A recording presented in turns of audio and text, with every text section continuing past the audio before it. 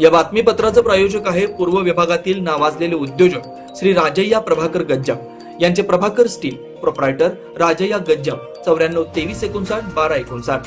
Hello. Hello, हा. नितीन गायकवाड साहेब का? हा. आम्ही जनदर्पण न्यूज चॅनल कडनं बोलतोय. कुठून? जनदर्पण न्यूज चॅनल. हा, बोला.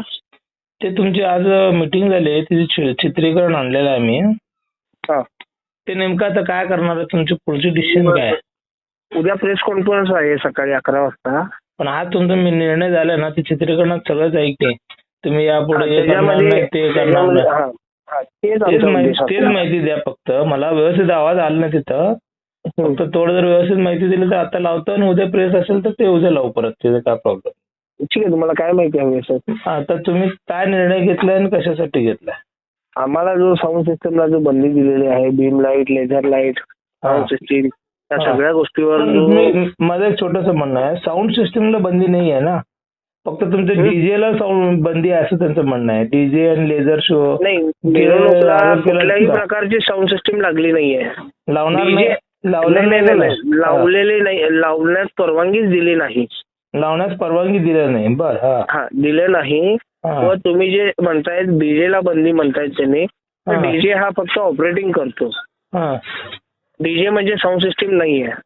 हा, तर पूर्ण साऊंड सिस्टीमच लावायला न दिल्यामुळे आमची भूमिका अशी आहे, जो पोलीस प्रशासकांनी, कमिशनर साहेबांनी जो आदेश दिलाय की जे काही कलमानुसार जो निर्बंध घालण्यात आलेला आहे, त्याच हेतूने आम्ही पूर्ण सार्वजनिक उत्सव असतील किंवा राजकीय उत्सव असतील किंवा कुठलेही काही सभे वगैरे असतील किंवा शुभ कार्य असतील, आम्ही कुठल्याही प्रकारचे लाईट, साऊंड, जनरेटर, मंडप हे देणारच नाही आम्ही. म्हणजे आमचा असा निर्णय झालेला आहे. बरोबर. आता तुमचं फक्त सोलापूर पुरती मर्यादित आहे? सोलापूर जिल्हा. मग सोलापूर जिल्ह्याचा आता जवळपास आता म्हणजे तुम्ही या पुढचं आता ज्यांना तुम्ही साऊंड लावलं असतील, मग त्यांना लावलेलं साऊंड काय करणार? काढून आणणार साहेब आम्ही. आता काढून घेणार म्हणजे गणपती मंडळाजवळ जे लावलेलं आहे ते घेणार तुम्ही ताब्यात? तुमच्या तुम्ही घेणार? हो. म्हणजे आता पूर्णतः जणी तुमचं सगळं टोटली बंद असाच निर्णय झालाय ना तुमचा? बरं. अजून एक छोटासा माझा प्रश्न आहे. त्यांचं म्हणणं असं आहे की साऊंडला आम्ही बंदी लावली नाही, साऊंडच्या लिमिटेडला आम्ही बंदी लावलेली आहे. साऊंडच्या लिमिटेडला आवाजाला जे आहे ना बंदी, त्याला आम्ही बंदी घातली. 55 डेसिबलच्या खाली असेल तर आमचा काहीच प्रॉब्लेम नाही, त्यांनी बंधन घालायचं गरज नाही. आम्हाला पोलीस प्रशासकांनी 50 डेसिबल हे शांतता एरिया जिथं आहे तिथं आम्हाला 0 डेसिबल करून दाखवावं. 0 डेसिबल केल्यानंतर तिथून जे काही मर्यादा असेल आम्ही साऊंड सिस्टमचा आम्ही डेमो देऊ. डेमो दिल्यानंतर पहिला आम्हाला सर्वात महत्वाची जी डेसिबल मशीन आहे ती डेसिबल मशीन आम्हाला 0 करून दाखवावी. तिथून आम्हाला डेसिबलचा नियम सांगावा आम्हाला. ही आमची संघटनेकडून विनंती. मग आता तुम्ही गणपतीचा उत्सव अगोदर 2 दिवस अगोदर तुम्ही काय करू शकलो नाही कारवाई तुमची आंदोलनाची दिशा? आम्हाला ज्या टायमिंगला कमिशनर ऑफिस मध्ये बोलवण्यात आलं, मीटिंग घेण्यात आली, मीटिंग मध्ये आम्हाला असं सांगण्यात आलं की आम्ही उद्या संध्याकाळपर्यंत तुम्हाला लेखी निर्णय देऊ, निरोप देऊ.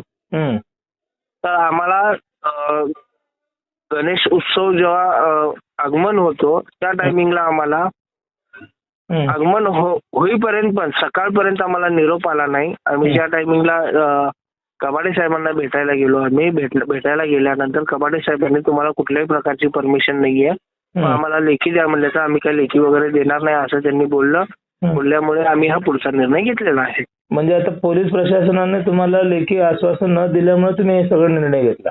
हो. मग आता तुमची पुढचा निर्णय काय असणार? सांगितलं ना साहेब तुम्हाला, पूर्णपणे आम्ही व्यवसाय बंदच करत आहे. पूर्ण व्यवसाय बंद करणार म्हणजे जोपर्यंत तुम्हाला न्याय मिळणार नाही तोपर्यंत तुमचं हे आंदोलन असंच चालू आहे? आंदोलन आहे का तुमचा व्यवसाय मागे घेणं आहे? आम्ही व्यवसायच बंद करणार आहे. आम्हाला कोणाला त्रास देण्याचा हेतू नाही आहे आमचा.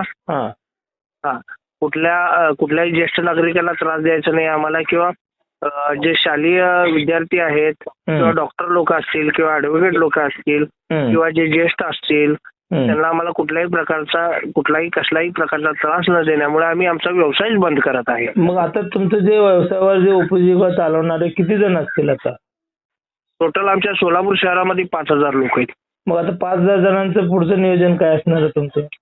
ते आता विचार करूयात आम्ही ह्याच्या पुढे. म्हणजे पुढचा पर्याय तुमचा आता साऊंड बंद झाल्यानंतर पुढचा पर्याय काय तुमचा असणार आहे का? हो, पर्याय आम्ही बघू, आम्ही त्याच्या निर्णय घेऊ आम्ही त्याचा. बरं, मी तुम्हाला याच्या संदर्भात अजून दिलखुलास तुमची मुलाखत घेण्यासाठी मी तयार आहे. जमलं तर तुम्ही कधी बी मला कॉल करा, मी तुम्हाला फोन म्हणजे डायरेक्ट टू डायरेक्ट तुमच्या पदाधिकाऱ्यांशी आपण संवाद साधू. ठीक आहे, धन्यवाद सर. ओके. आपण बघण्यात आलं आपल्याला की सोलापूरमध्ये कुठे साऊंड सिस्टीम लागली गेलेली आहे. तर काही आपल्या व्यावसायिक कंपनी सर्वजण एकत्र होऊन जिथे जिथे साऊंड सिस्टीम लागली होती तिथे सर्व साऊंड सिस्टीम आपल्या सोलापूरची टाकण्यात आली. आपल्याला खंत वाटतं की पोलीस प्रशासनाने आपल्याला सांगितलं होतं की फक्त 6 करणे लावण्याची तुम्हाला परवानगी दिलेली आहे. तरी देखील काही बाहेरील साऊंड व्यावसायिक येऊन साऊंड लावण्यात आला व खूप वाजवण्यात आला. त्या बाबतीत आता जस्ट आम्ही सिटी ऑफिसला कमाडे साहेबांना आम्ही विनंती केली की जे बाहेरील साऊंड असतील त्याच्यावर कारवाई करा व त्याचा चांगला बंदोबस्त करा तुम्ही. व तसेच जसं आपण परवाच्या बैठकीमध्ये आपण ठरवलं होतं की साऊंड सिस्टीम ही लावायचीच नाही आणि साऊंड सिस्टीम ही लागणार नाही. तर आपण आज सर्व मोठ्या निर्णयावर पोहोचलो आपण की आपण इथून पुढे आजपासून कुठल्याही मंडळाला कुठल्याही सार्वजनिक कार्यक्रमाला साऊंड लाईट जनरेटर किंवा फोकस देखील आपण लावायचा नाही. हे सर्वमध्ये सर्वांनी आपण मान्य केलेलं आहे. तर ते पूर्णपणे आपण बंद करण्याचा निर्णय घ्यायचा आपण ठरवलेला आहे. आणि जिथे आपल्या कुठल्या व्यावसायिक बंधूंनी जाऊन मला व्यवसाय आहे, मला मंडळाने सांगितलेलं आहे, मला पोलीस प्रशासनाने सांगितलं, मला पोलीस प्रशासनाने परवानगी दिलेली आहे, असं जर कोण म्हणत असेल तर कृपया करून कोणी जाऊन साऊंड सिस्टीम लावू नये, लाईट लावू नये, जनरेटर लावू नये, कुठल्याही प्रकारचा आपण व्यवसाय करू नये व आपला व्यवसाय पूर्णपणे बंद करून आपण शांत करू. आणि जसं आपल्याला प्रशासनाने आदेश दिलेला आहे त्या पद्धतीनेच आपण वापरूयात. आपण कुठल्याही प्रकारचा व्यवसाय करायचा नाही. आणि या निर्णयाला ज्यांचे सहमत असेल त्यांनी हात वर करा. बंद म्हणजे पूर्णपणे बंद.